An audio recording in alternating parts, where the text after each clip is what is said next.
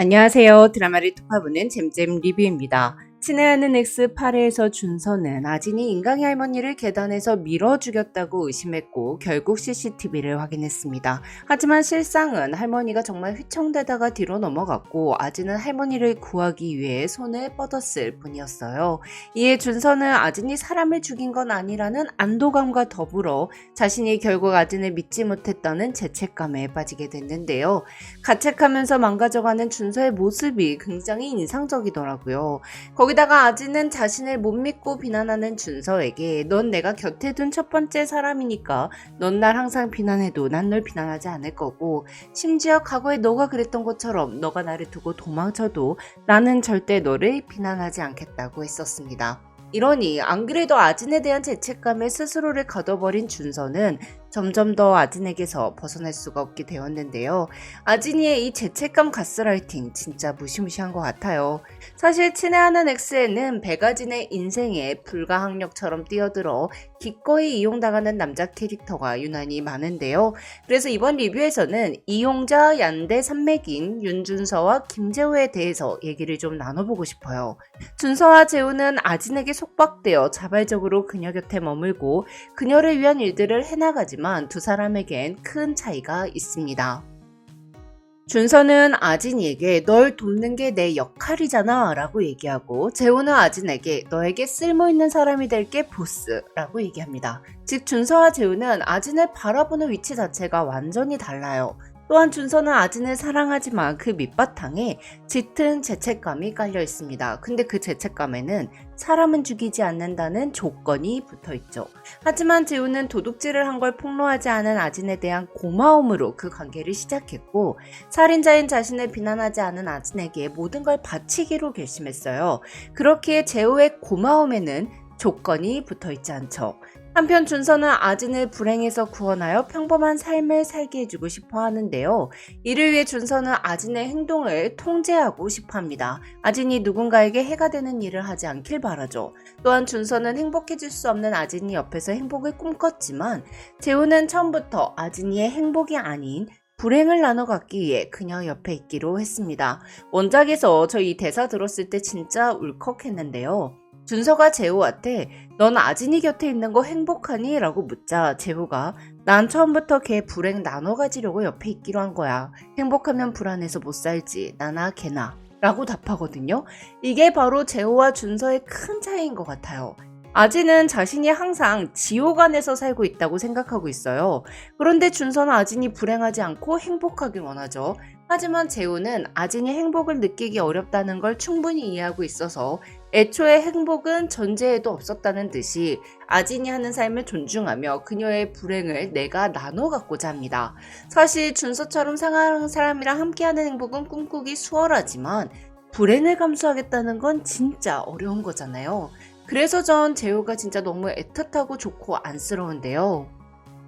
또한 준서는 아진을 무조건적으로 믿지 못하나 재호는 아진을 무조건적으로 믿고 있습니다. 근데 생각해보면 아진이가 먼저 재호를 비난하지 않고 있는 그대로 그를 받아줬어요. 아진은 재호가 아버지를 죽였을 때 비난하기는커녕 평생 내 발목을 잡을 족쇄를 끊어내고 자유가 된 걸 축하해주며 지지해줬죠. 그러니 재호는 아진을 있는 그대로 받아들일 수밖에 없습니다. 재호는 아진에게 정말 모든 걸 주기로 결심했고 아진에게 쓸모있는 사람이 되고 싶어 하는데요. 그 과정에서 재호는 아진에게 이유를 묻지 않아요. 또 그 행동에 따르는 결과나 책임에 대해서도 묻지 않죠. 사실 재호도 아진의 행동이 이해되지 않을 때도 있지만 그냥 아진에게 무슨 피치 못할 사정이 있을 거다 그렇게 믿으려고 해요.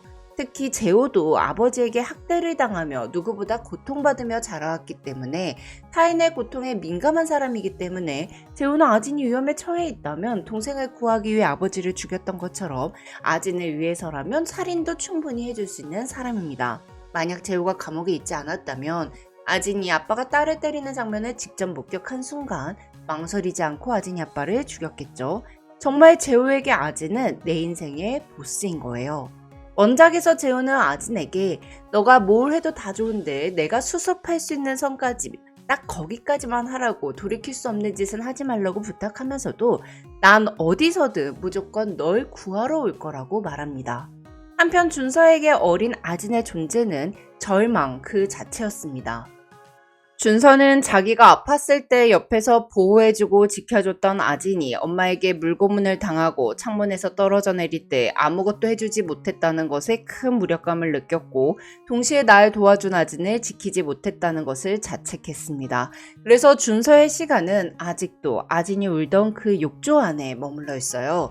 준서는 엄마가 지은 죄를 아진이 옆에서 평생 갚겠다고 다짐했기에 준서에게 아진은 보스가 아니라 내가 지켜줘야 하는 사람 입니다. 그래서 준서는 유년 시절부터 아진의 말이라면 뭐든 들어주려고 애썼습니다. 아진을 돕기 위해 심성이에게 거짓 고백을 하고 사귀기도 했고 학교를 찾아온 아진이 아빠를 자기 아빠인 척 거짓말을 하기도 했죠. 하지만 준서는 점점 자신의 보호를 벗어나는 아진을 보는 게 너무 고통스러웠는데요. 만약 준서가 최종호나 아진이 대신 아진이 아빠를 죽인 죄를 뒤집어쓰고 감옥에 수감되었다면 오히려 준서는 내가 아진을 도왔다, 아진을 지켰다 라고 마음 편하게 생각할 수 있었을 거예요. 또한 준서는 아진이에게 해를 끼친 사람, 그녀를 괴롭힌 사람들을 벌주는 건 상대적으로 양심의 가책을 느끼지 않고 공동정범으로 아진을 도와왔습니다. 그래서 아진에게 먼저 시비를 건 심성이와 레나를 골로 보내는 데는 전혀 거리낌이 없었죠.